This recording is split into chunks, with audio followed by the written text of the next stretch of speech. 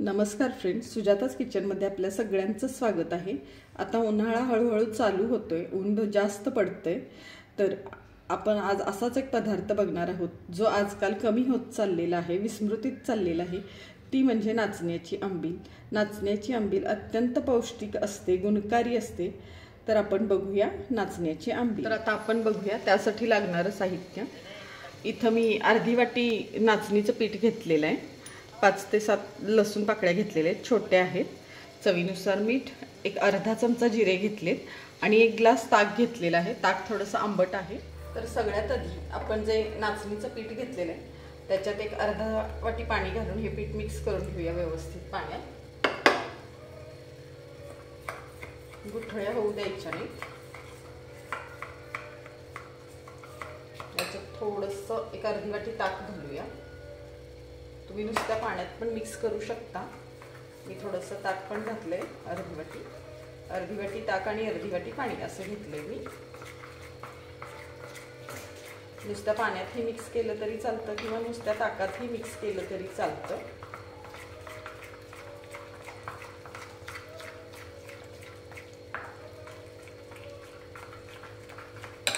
अजून थोडंसं पाणी टाकून घेते, घट्ट वाटते मिश्रण।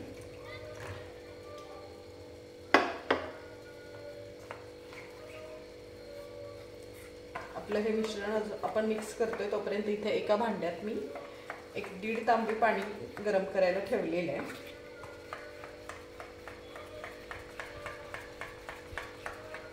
बघू शकता तुम्ही, आपलं हे पीठ छान असं मिक्स झालेलं आहे। गुठळ्या वगैरे नाही, खूप पाणी पण नाही घातलेलं, असं बऱ्यापैकी सरबरीत आहे हे पीठ। छान मिक्स झाले आता हे। आता इथं जे आपलं पाणी उकळतंय त्याच्यामध्ये थोडंसं मीठ टाकूया। पुन्हा चवीनुसार तुम्ही कमी जास्त मीठ करू शकता। जे आपण 1/2 चमचा जिरे घेतलेले आहेत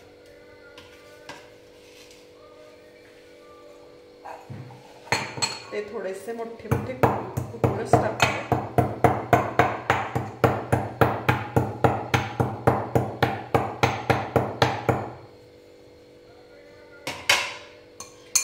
बघू शकताय तुम्ही, खूप असे बारीक नाही केलेले मी जिरे, बऱ्यापैकी मोठे मोठे आहेत।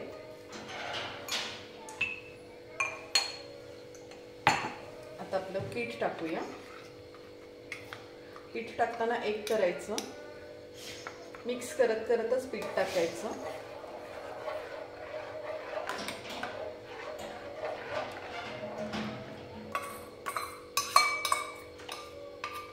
आता व्यवस्थित आपण हे सगळं मिक्स करूया।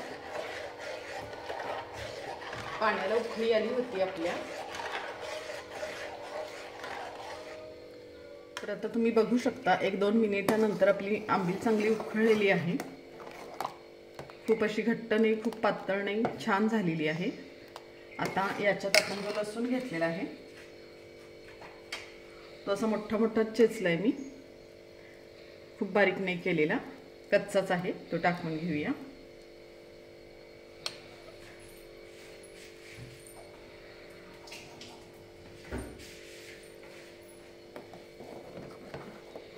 आणि अजून असंच हलवत हलवत एक 5 मिनिटं छान आंबील शिजवून घेऊया।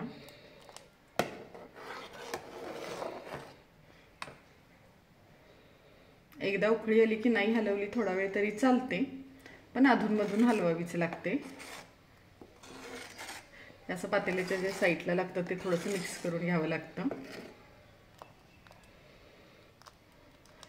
बघू शकता तुम्ही, जसं जसं आपण शिजवतो तशी आंबील घट्ट होते। उन्हाळ्याच्या दिवसात ही नाचण्याची आंबील खायला खूप छान असते। एकदम पौष्टिक असते, थंड असते, त्यामुळं आवर्जून केली जाते।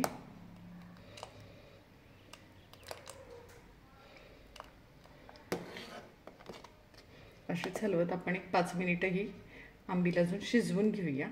तर आता तुम्ही बघू शकता आंबील आपली शिजायला ठेवून एक 5 मिनिटं झालेली आहे।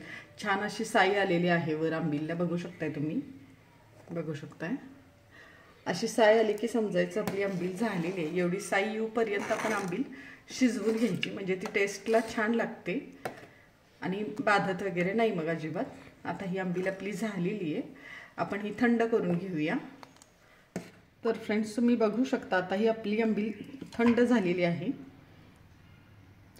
बऱ्यापैकी घट्ट पण झालेली आहे.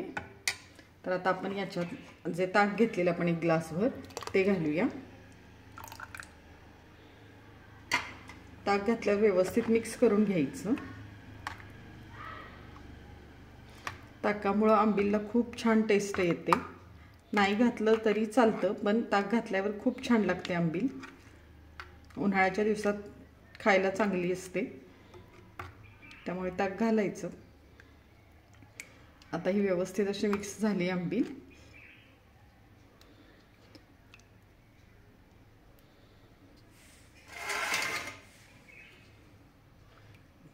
तुम्ही 1 तास 2 तासांनी थंड झाल्यावर खाऊ शकता किंवा दुसऱ्या दिवशी खायला चांगली असते आंबील. त्यासाठी आंबील आवर्जून रात्री करून ठेवतात, म्हणजे दुसऱ्या दिवशी दिवसभर पिली जाते.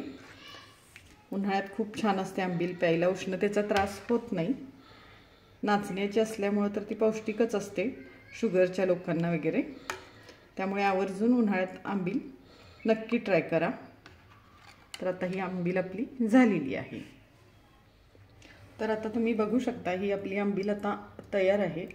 छान झालेली आहे, एकदम व्यवस्थित झालेली आहे, अगदी घट्ट नाही पातळ नाही, मस्त झालेली आहे, बघू शकताय तुम्ही. तर आता तुम्ही बघू शकता अशा तऱ्हेने ही आपली आंबील नाचण्याची आंबील तयार आहे. अत्यंत पौष्टिक आहे.